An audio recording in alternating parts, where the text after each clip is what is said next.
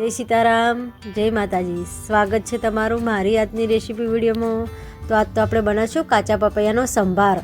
આપણે આ સંભાર છે તે બે રીતના બનાવવાનો છે। આપણે એક સંભારને સાદો બનાવવાનો છે અને એક સંભાર છે તેને આપણે વઘાર કરીને બનાવવાનો છે। આ સંભારને તમે ગોઠિયા છે, પાપડી છે, કોઈ બી સાથે યુઝ કરી શકો છો। તે માટે છે ને મેં એક મોટું પપૈયું લઈ લીધું છે। આપણે કાચું પપૈયું આવે તે લઈ લેવાનું છે અને આ પપૈયાને આપણે 2-3 પોણીએ સારી રીતે ધોઈ લેવાનું છે અને આ પપૈયાને જે મોલ્યો ભાગ આવે તે આપણે કાઢી દઈશું। આપણે આ ભાગને વધારે કાપવાનો નથી, થોડોક કાપીને કાઢી દઈશું। હવે તેની આપણે એક ઊભી ચીરી કરીને તેના 2 ભાગ કરી લઈશું। આપણે ચક્કાની મદદથી આવી રીતે ઊભી ચીરી કરીને 2 ભાગ કરી લેવાના છે। તો જો આપણે 2 ભાગ કરી લીધા છે, તેની અંદર જે બીજ આવશે તે આપણે છે ને એ બધા સારી રીતે કાઢી લઈશું આ બીજને અને અંદરથી સારી રીતે ચક્કે કરી સાફ કરવાનું છે। હવે જે આપણે પપૈયું હતું તે અડધું લેવાનું છે ને અડધું આપણે ફ્રીજમાં મૂકી દઈશું અને બીજું કોઈ શાક બનાવવું કાચા પપૈયાનું તો તમે બનાવી શકો છો। હવે આપણે આ છે દાણા અને તે વચ્ચે રહેલો ભાગ છે તે સારી રીતે આપણે સાફ કરી દઈશું અને આપણે બરાબર સાફ કરીશું ચક્કાની મદદથી, કારણ કે એ સાફ કરીશું નહીં તો એની અંદર કડવાશ હોય, તે માટે આપણો સંભાર કડવાશ લાગશે। તે માટે આપણે આવી રીતે બરાબર સાફ કરી લેવાનો છે। તો જો અમે સારી રીતે બધો વચ્ચે સાફ કરી લીધો છે।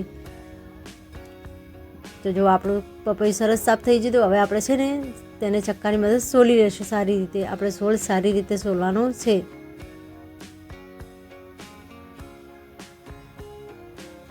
તો જો આપણે આવી રીતે બધો જે લીલાશવાળો ભાગ દેખાય તે બધો કાઢી નાખવાનો છે। જો આપણો લીલાશવાળો ભાગ રહી જાય છે તો આપણને ખાવામાં કડવાશ લાગે છે, તે માટે આપણે આવી રીતે બધો ભાગ લીલાશવાળો કાઢી દઈશું।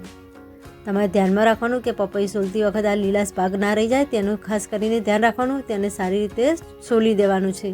જો લીલાશવાળો ભાગ રહેવો ના જોઈએ।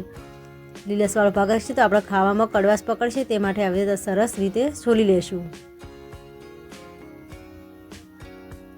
તો જો આપણું પપૈયું સરસ ચોલીને તૈયાર થઈ ગયું। આપણે એક વાસણ લીધું હતું, તેની અંદર આપણે પાણી એડ કરીશું।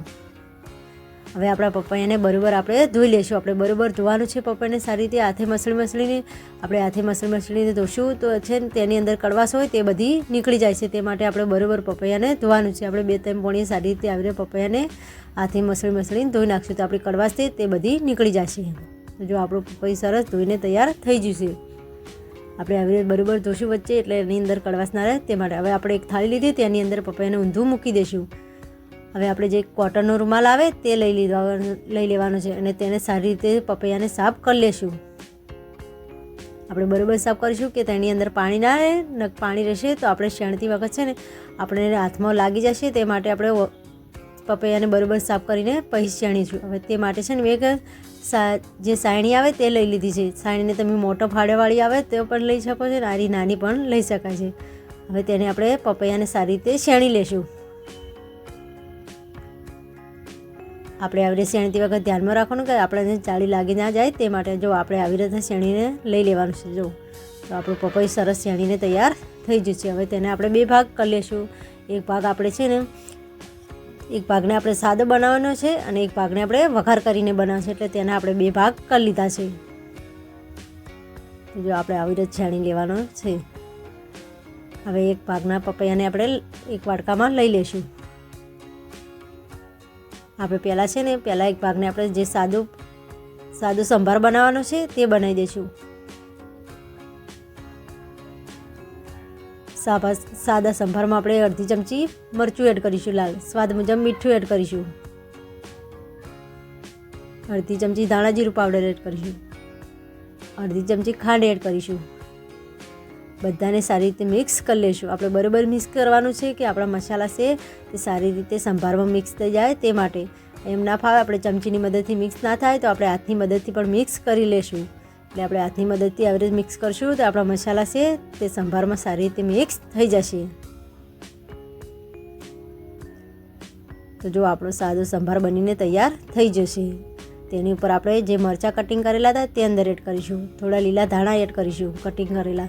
જો આપણો સંભાર સરસ બનીને તૈયાર થઈ જાય। હવે આપણે બીજો સંભાર કરી લઈશું જે વઘારવાળો છે તે માટે છે ને મેં એક ચમચી મોટી તેલ લીધું છે। તેલને આપણે ગરમ થવા દઈશું।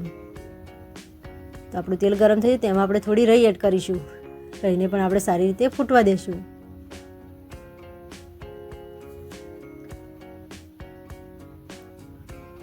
તો જો આપણી રઈ ફૂટીને તૈયાર થઈ જાય તેમાં આપણે અડધી ચમચી હિંગ એડ કરીશું, થોડા કઢી પત્તા એડ કરીશું,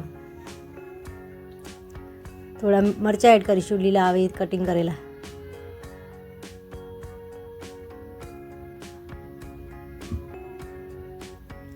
અડધી ચમચી હળદર એડ કરીશું.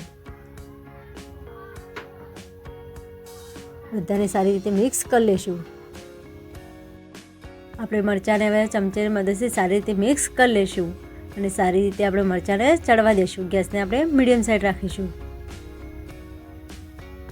તો જો આપણો મરચાં સરસ ચડીને તૈયાર થઈ જતો, તો આપણે એક ભાગના સંભાર જે હતો તે સાદો બનાવ્યો હતો અને આ બીજા ભાગનું પપૈયું હતું તે આપણે આ વઘારવાળું સંભાર બનાવી લઈશું. હવે આપણે બધા પપૈયાને વઘારની અંદર એડ કરી દઈશું અને તેને ચમચીની મદદથી સારી રીતે મિક્સ કરી લઈશું. આ સંભારને જ્યારે મેં શેણ્યું ત્યારે શેણતી વખત છે ને તેની અંદર એક ચમચી ગોળ એડ કરી હતી, તેને પણ મેં સારી રીતે મિક્સ કરી લીધી હતી. હવે આપણે સંભારને પણ સારી રીતે મિક્સ કરશું કે તેની અંદર આપણા મસાલા છે હળદરને તે સારી રીતે મિક્સ થઈ જાય તે માટે. તો જો આપણો વઘારવાળો સંભાર બનીને તૈયાર થઈ જશે, એટલે કે આપણે હવે જો બે સંભાર બનીને તૈયાર થઈ જશે. તમે આ સંભારને ગાંઠિયા છે, પાપડી છે, ગોટા છે, કોઈ બી સાથે યુઝ કરશો નાસ્તા સાથે તો ખાવામાં બહુ ટેસ્ટી અને બહુ મસ્ત લાગે છે. તો તમે મારી યુટ્યુબ ચેનલ પર નવા આવ્યા તો મારી ચેનલ હજી સુધી સબસ્ક્રાઈબર ના કરી હોય તો સબસ્ક્રાઈબર કરી દેજો. તમારા માટે નવી નવી રેસીપી લઈને આવતા રહીશું. મળીશું આપણે નવા રેસીપીમાં. જય સીતારામ, જય માતાજી.